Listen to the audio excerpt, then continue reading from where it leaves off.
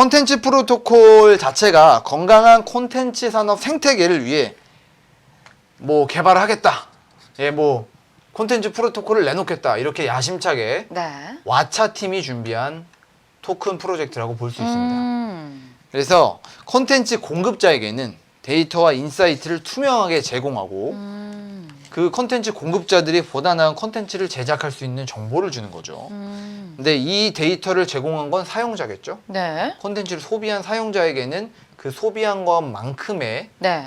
CPT 토큰의 보상을 주는 거죠. 그래서 더욱더 열심히 어떤 소비자가 정보를 입력할 수 있도록 독려를 하고 동기부여를 하는 이런 인센티브 구조를 설계했다고 볼 수 있습니다. 네, 건강한 콘텐츠 산업 생태계를 위해서 왓챠가 나온 것 같은데요. 자, 콘텐츠 프로토콜 이 프로젝트의 등장 배경부터 저희가 들어볼게요. 예, 기존의 이제 플랫폼 같은 경우는 어떤 소비자의 활동 데이터나 이런 것들을 콘텐츠 공급자, 곧 콘텐츠 제작자들한테 직접적으로 제공을 하지는 않았어요. 그리고 네. 편리한 수단이 없었죠. 이 데이터를 자기들만의 독점 콘텐츠를 만드는데 뭐 쓰거나 이런 식이었단 말입니다. 네. 근데 그러니까 모두 소비자에게도 그렇고 콘텐츠 제작자에게도 그렇고 이 플랫폼을 만든 친구들만 너무 이익을 보는 현상이다 보니까 네. 굉장히 불공정한 그런 생태계가 조성이 되어 있었다고 왓챠 팀이 주장을 한 겁니다. 네. 그래서 우리는 컨텐츠 프로토콜을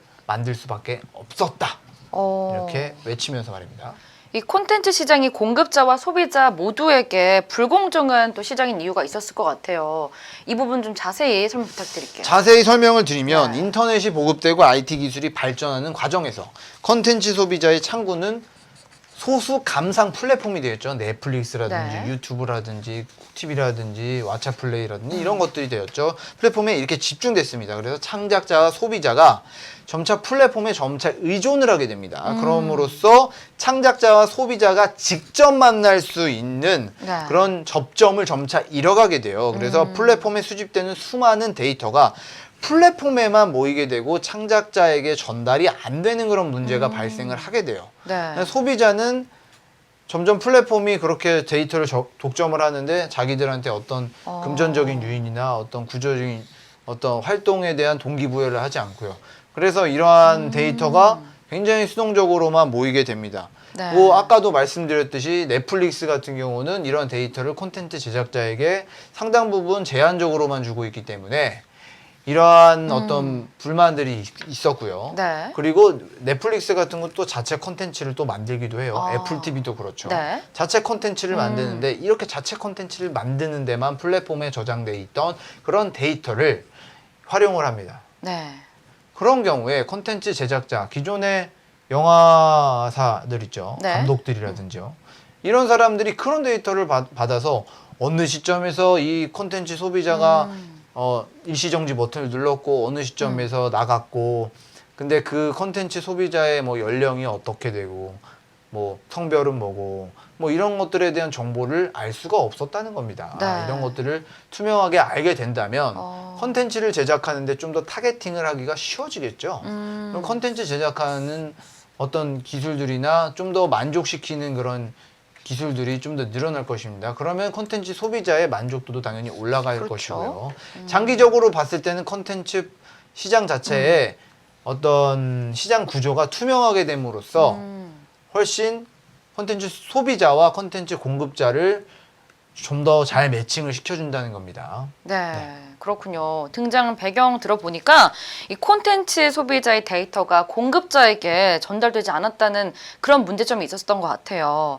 자, 그리고 콘텐츠 조작 문제도 있었다고요. 이 부분은 어떻게 된 건가요? 콘텐츠 이제 데이터가 쌓이잖아요. 네. 그럼 이 데이터를 사실 조작해도 조작할 가능성도 있는 거죠. 투명성이 보장이 안 됐기 그렇죠. 때문에. 블록체인으로 근데 투명성을 이제 콘텐츠 프로토콜 같은 경우는 확보를 하겠다라고 네. 야심차게 내놓은 거죠. 그렇군요. 이 콘텐츠 소비자의 데이터를 공급자에게 전달을 하려면은 이 소비자에게 줄 수 있는 인센티브가 필요할 것 같아요.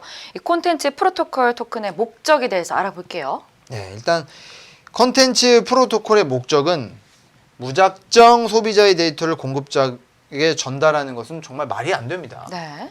그럼 소비자들은 내 정보인데 왜 이거를 그냥 무작정 그러니까요. 넘기겠느냐 네. 이렇게 되죠. 그러다 보니까 인센티브 구조가 필요해요. 토큰이 그 인센티브 구조의 핵심인 것이죠.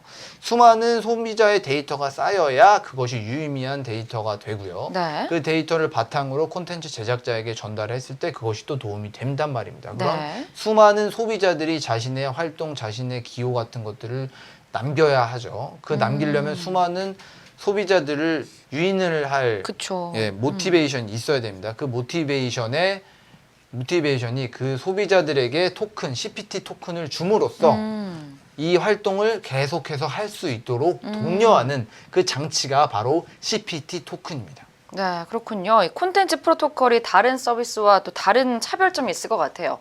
특히 이 넷플릭스와의 차별점이 있다고 들었는데요. 예, 넷플릭스와의 차별점을 첫 번째 말씀을 드리면 넷플릭스 같은 경우는 콘텐츠 공급자에게 콘텐츠 소비자에 대한 데이터 정보를 거의 뭐 제공을 하고 있지 않거나 제한적으로 제공을 해요. 그리고 콘텐츠 소비자가 콘텐츠 공급자에게 이렇게 데이터를 넘기고 보상을 주는 이런 생태계나 이런 것들은 전혀 구성이 되어 있지 않고요. 네. 하지만 왓챠는 이 생태계를 구축하려고 지금 노력 중이고요. 두 번째는 넷플릭스보다 왓챠 플레이 같은 경우는 국내 콘텐츠에 강해요.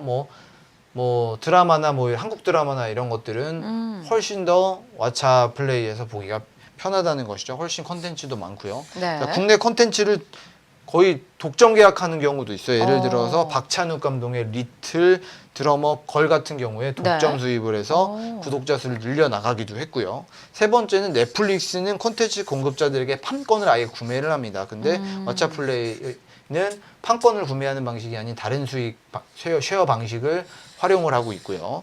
넷째, 영화와 드라마 등의 취향을 기록하는 서비스.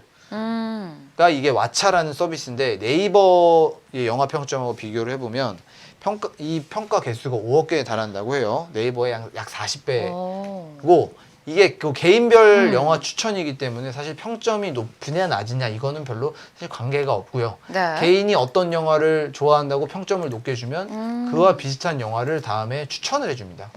네, 그럼 그 추천에 따라 영화를 보면은 대체로 뭐 만족도가 높았다는 사람도 있습니다. 그렇군요. 마지막 넷째 들어보니까 어쨌든 그 드라마, 영화 취향을 기록해서 왓챠의 경우는 이걸 다 데이터 분석을 해서 이렇게 추천을 해주는 프로그램이 있나 봐요. 그렇죠. 그래서 박찬욱 감독의 약간 리틀 드러머 네. 걸 같은 경우도 그런 데이터를 바탕으로 소비자들이 원하는 콘텐츠이기 때문에 그리고 박찬욱 감독이 굉장히 인기가 많고 어떤 이러한 또 콘텐츠 내용이나 이런 것까지 다 분석을 해서 네. 이게 인기가 많을 것 같다 해서 이거를 이제 독점 수입을 한 것이죠. 이사님 왓챠 많이 사용하신다 하셨나요? 저는 왓챠는 많이 사용하진 않는데 이번 거 콘텐츠 프로토콜을 좀 제가 보려고 네, 해보셨어요. 예, 좀 해봤습니다. 그러면 또 어떤 것들이 좀 추천이 되던가요? 좋아하는 장르 뭐 이런 거? 저 같은 경우는 조금 감동적인 영화 좋아하고요. 감동적. SF 영화 좋아하거든요. 그러니까 감동적인 SF 영화 좋아하죠. 예, 그렇기 때문에 그런 류의 영화들을 많이 추천을 해주답니다. 그래요. 네. 그래서 행복을 찾아라. 찾아서 행복을 찾아서. 근데 그건 SF는 아닐 것 네, 같아요. 감동적이잖아요. 감동적이어서. 일단 감동적인 거 좀 옛날에 봤어요. 뭐 저는 인터스텔라 같은 영화도 재밌게 봤어요. 그런 거 정말 재밌죠. 네. 뭔가 가족애를 그리면서 SF적인 어떤 SF적인 도구를 좀 네. 사용했던. 결국에는 이제 뭐 마스 같은 경우도 예. 뭐 인간의 어떤 극한의 환경에 집어넣음으로써 맞아요. 인간의 한계 그리고 인간 존재의 고찰을 한 영화죠. 네, 그러니까 비슷한 류의 영화를 좀 추천을 해주는 그런 시스템이 구축이 된 것 같은데, 자 여기서 콘텐츠 프로토콜의 토큰 이코노미에 대해서 좀 알아볼게요. 일단은 한번 홈페이지를 같이 보시죠. 네. 홈페이지 보면서 저희가 이야기 듣도록 하겠습니다. 예, 이렇게 콘텐츠 사용자가 있고요. 콘텐츠 생태계에 이 사람이 기여를 합니다. 여러 가지 정보들을 입력을 하면 CPT를 이렇게 받습니다. 이 데이터가 감성 데이터, 평가 데이터, 감상 데이터가 콘텐츠 유통 플랫폼 콘텐츠 프로토콜에 입력이 되고 이게 콘텐츠 공급자, 예를 들어 콘텐츠 공급자가 어떤 자기의 영화를 올려요. 그럼 네. 그 영화를 소비자가 보죠. 그 영화에 대한 어떤 평가 같은 게 데이터로 남고 그 데이터를 바로 콘텐츠 공급자에게 제공을 해준다는 겁니다. 그럼 데이터를 이렇게 제공받죠. 네. 그럼 이 데이터에 대한 사용료를 CPT로 콘텐츠 유통 플랫폼에 냅니다. 그럼 이 CPT가 일정 수준 수수료는 컨텐츠 프로토콜에 쌓이고요. 나머지 CPT는 사용자에게 갑니다. 이런 구조로 되어 있군요. 네네네. 가장 궁금해하시는 부분일 것 같아요. 콘텐츠 프로토콜이 상장된 거래소 어디가 있나요? 일단 코인마켓캡을 네. 같이 보시면 이 시장 부분을 보시면은 이렇게 상장된 거래소가 나오거든요. 업비트의 원화 시장에 있고요. 네. 핫빗이라는 거래소에 USDT, 이더리움, BTC 시장에 있고요. 네. 업비트, BTC 시장에 있고요. 비트렉스, BTC 시장에 있고요. 빌렉시, 이더리움 시장, 코인원, 원화 시장 이렇게 있습니다. 네. 주요 거래는 업비트 원화 마켓에서 이루어지는 것으로 보입니다.